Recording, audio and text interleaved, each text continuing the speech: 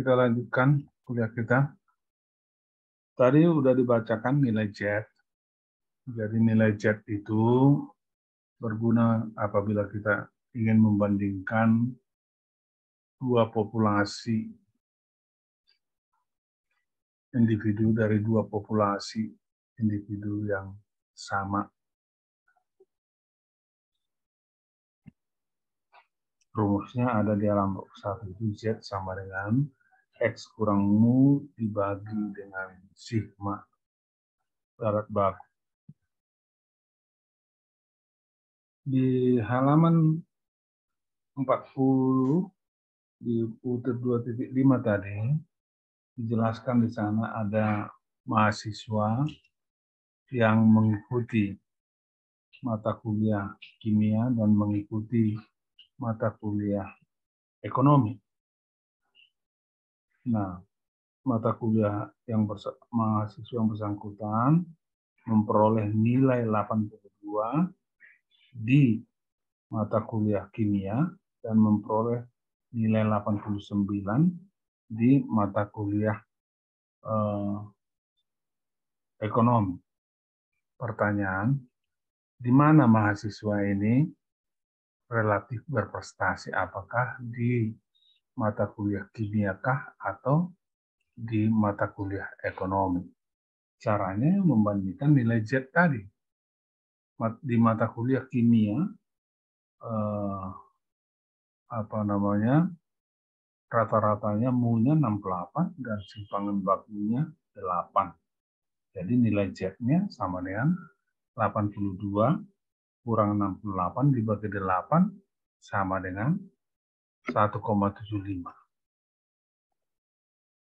Itulah nilai Z si mahasiswa itu di mata kuliah kimia. Nah, kita hitung nilai Z si mahasiswa yang bersangkutan, si mahasiswa yang sama di mata kuliah ekonomi. Dia punya nilai 89 dan rata-rata populasi 80 dan simpangan baku 6. Jadi Z-nya adalah 89 kurang 80 dibagi 6 sama dengan 1,50. Ya, berarti mahasiswa tersebut dalam mata kuliah kimia berada 1,75 simpangan baku di atas nilai tengah nilai ujian kimia. Sedangkan dalam ekonomi hanya berada 1,50 simpangan baku di atas nilai tengah ujian ekonomi. Nah, kalau kita baca lebih lanjut, dengan membandingkan nilai Z kedua mata kuliah tersebut, kita dapat mengatakan bahwa tampilan relatif mahasiswa tersebut dalam kimia lebih baik daripada tampilan relatifnya dalam ekonomi. Dan nilainya di atas simpangan baku 1,75 pada nilai kimia, sedangkan di ekonomi 1,5 saja. Berarti lebih baik tampilannya, prestasinya di mata kuliah kimia.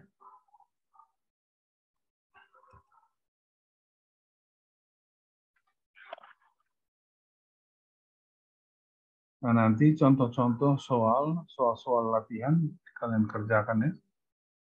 Kerjakan.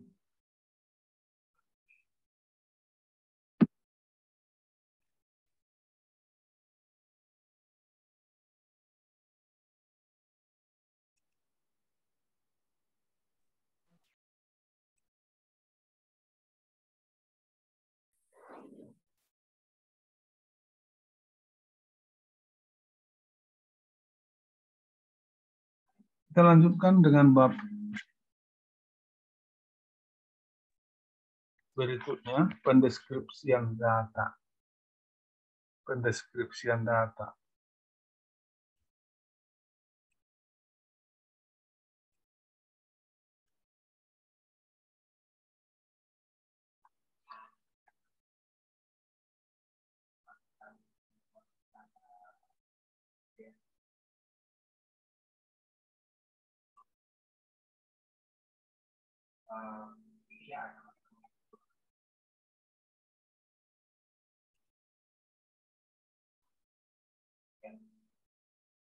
Kita sudah jelaskan di depan bahwa salah satu tugas penting dari statistik ini adalah bagaimana menyampaikan data supaya jelas dan kemudian bermanfaat. Tentu harus informatif, ringkas, dan padat. Nah, bentuknya tidak harus dalam bentuk narasi, tapi bisa dalam bentuk lain yang mudah dipahami, mudah dimengerti. Misalnya dalam bentuk tabel. Coba perhatikan tabel. Di buku di halaman 48 dan seterusnya. Banyak tabel-tabel di sana yang menggambarkan suatu data. Tabel 31, tabel 32, tabel 33, dan seterusnya. Itu semua tabel-tabel data untuk dipaparkan secara ringkas dan mudah mengerti tabel. Soal tabel ini sudah biasa lah. Kita pahami, kalian pun sudah sering membuat laporan dan menggunakan tabel. Selain tabel, pendeskripsian data bisa menggunakan diagram. Coba lihat di halaman 54. Di halaman 54.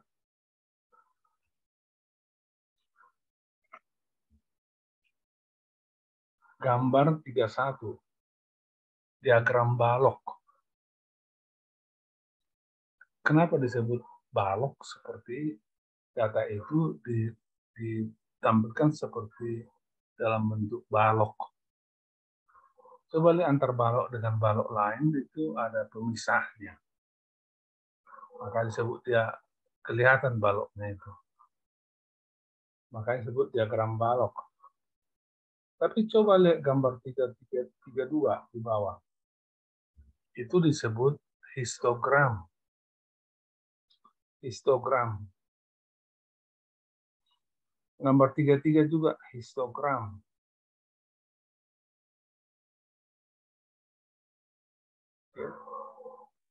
Perbedaan histogram dengan diagram balok itu adalah pada histogram itu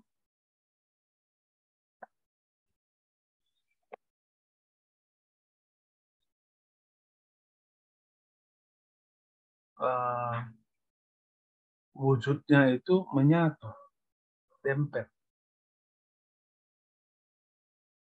Sebenarnya bentuknya balok juga, cuman ya kalau di diagram balok itu ada pemisahnya.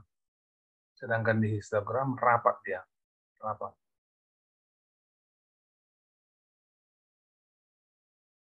Gambar 32, 33, 34. Bisa juga poligon frekuensi.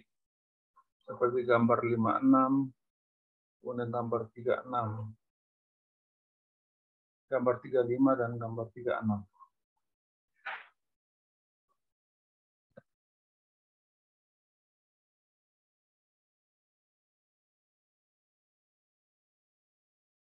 Jadi seperti grafiknya. Grafik.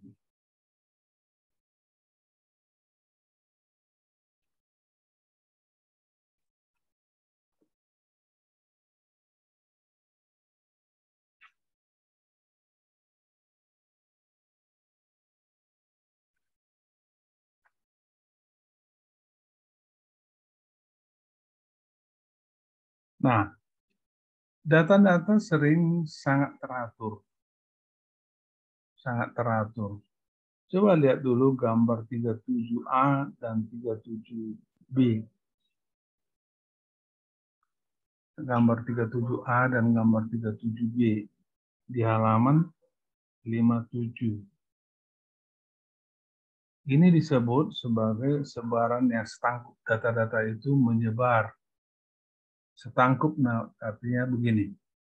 Andai kata histogram ini dibagi dua, lalu dilipat, maka akan bertindih persis.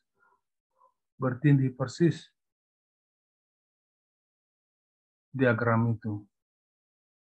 Baik itu gambar 37 di tengah dilipat, baik 37B di tengah dilipat, akan bertindih balok-baloknya itu, bagannya itu. Atau kalau ditarik garis, itu kita katakan bahwa yang di kiri itu sama dengan di kanan. Kalau ditaruh cermin di situ, yang di kiri sama dengan di kanan. Jadi sebaran ini disebut sebaran simetrik, sebaran setangkup. Nah, ciri khas dari sebaran seperti ini, nilai tengah dan mediannya terletak pada posisi yang sama pada sumbu data. Terletak pada posisi yang sama pada sumbu data. Jadi nilai tengahnya dan mediannya terletak pada posisi yang sama, berimpit.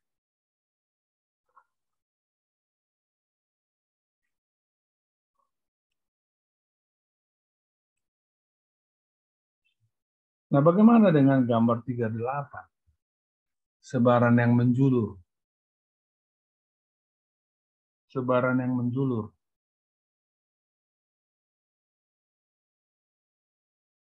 38A dan 38B halaman 57. Gambar 38A itu sebaran menjulur ke kanan, disebut sebaran menjulur ke kanan. Kenapa? Karena balok-balok kecil itu lebih banyak ke kanan.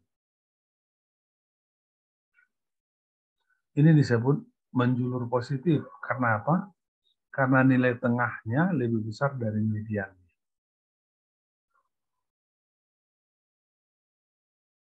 Kalau tadi yang simetrik atau setangkup, nilai tengahnya sama dengan mediannya.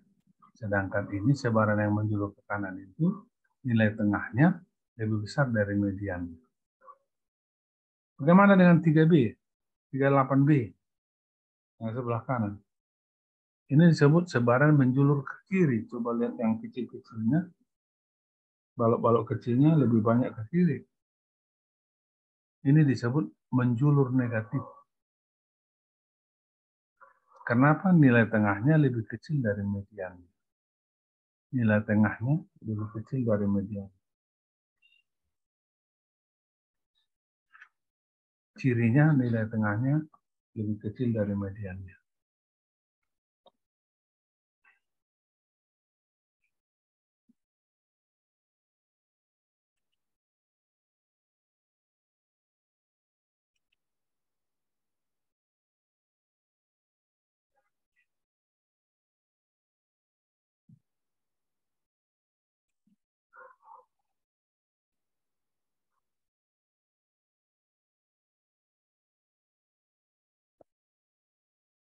Nah, seorang pakar matematika, statistik, menawarkan sebuah rumus, namanya Pearson, sehingga rumus itu disebut juga untuk menghormati yang bersangkutan, disebut koefisien kemenjuluran Pearson. Coba lihat halaman 58. Halaman 58, rumusnya. Halaman 58. SK sama dengan 3 kali dalam kurung X bar kurang median dibagi timpangan baku S. Ini adalah untuk contoh acak. Sedangkan untuk populasi, SK sama dengan 3 dalam kurung nilai tengah dikurang median dibagi dengan simpangan baku.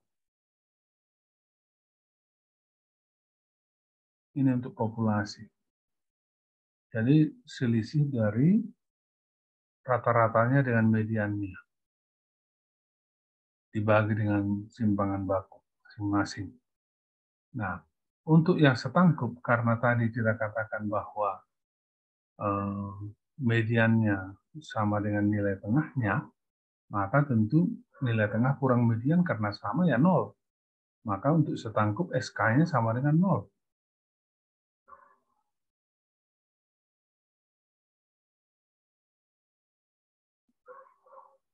Nah, untuk yang menjulur ke kanan, nilai tengahnya lebih besar dari mediannya. Berarti kan selisihnya positif. Jadi SK-nya lebih besar dari 0. Bagaimana dengan menjulur ke kiri? Nilai tengahnya lebih kecil dari mediannya. Makanya SK-nya negatif. Lebih kecil dari 0.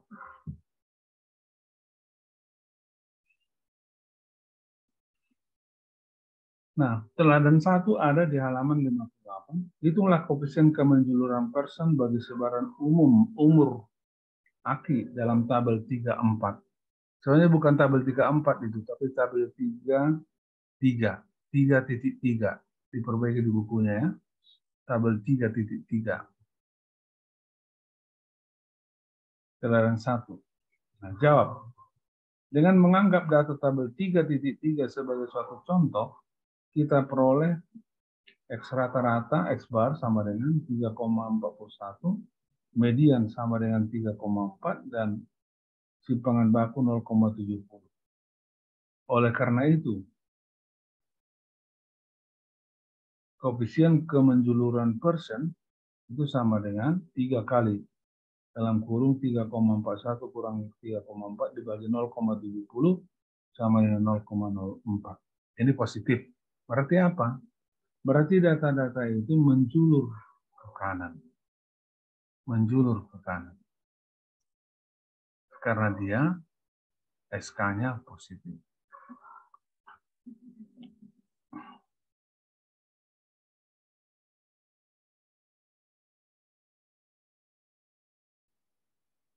Ada yang lagi mau masuk lagi. Sekarang sudah 5.18. Nggak bisa lagi masuk ya.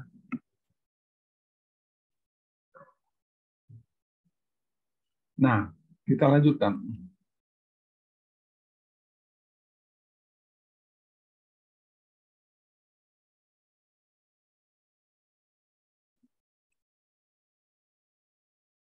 Kita lanjutkan dengan bentuk-bentuk istimewa tadi. Kita sudah katakan bahwa ada sebaran data yang setangkup. Bentuk gentak lonceng seperti lonceng di gereja itu yang di atas ya. Itu disebut dengan genta lonceng. Jadi kalau dibelah dua di tengah itu akan sama kiri dengan kanan. Jadi berbentuk genta dia. Ada aksioma, ada rumus umum yang sudah ada kaidah empirik lah yang selalu diingat orang ini. Kalau ini bisa dengan menghafal ya luar kepala. Pada sebaran berbentuk genta itu halaman boleh dibaca di halaman 59 di dalam kotak itu. Dalam kotak. Definisi kaidah empirik. Pada sebaran pengamatan yang berbentuk genta, maka kira-kira 68% pengamatan terletak dalam satu simpangan baku dari nilai tengahnya. 95% pengamatan terletak dalam dua simpangan baku dari nilai tengahnya. 99,7% pengamatan terletak dalam tiga simpangan baku dari nilai tengahnya.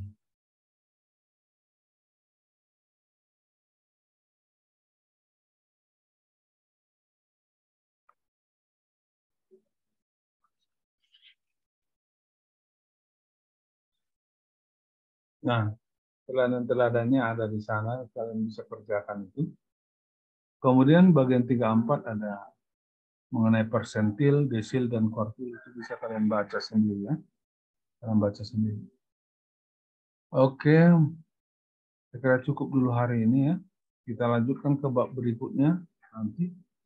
Nah, adik-adik sekalian, kita mulai kuliah yang akan datang sudah mulai sangat cepat, karena sekali lagi filosofi dari statistik sudah mantap saya sampaikan. Pemahaman simbol-simbol segala macam sudah mantap saya sampaikan. Bahwa kalian tidak mau mengerti, itu urusan kalian, bukan urusan saya. Saya sebagai dosen sudah mencoba membuat kalian belajar. Kalau kalian tidak mau, siapapun tidak bisa memaksa. Siapapun tidak bisa memaksa. Dengan kalian main-main, berarti kalian menyanyiakan keringat orang tua kalian yang begitu capek untuk membiayai kalian. Jadi saya sudah selesai dalam hal menasihati kalian. Selanjutnya kita akan cepat dengan asumsi kalian sudah kuasai hingga ke bab 3 ini. Karena disinilah kunci-kuncinya. Nah, bagi yang belum menguasai, kuasailah segera. Saya tidak akan ngomel-ngomel lagi. Sebenarnya saya mau ngomel untuk mendorong kalian belajar. Untuk membuat kalian belajar. Oke?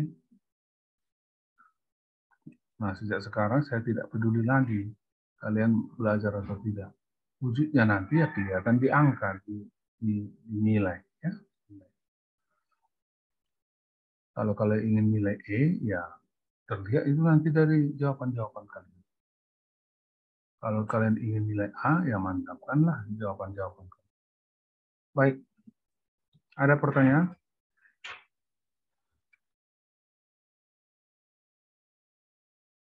Buka dulu video masing-masingnya.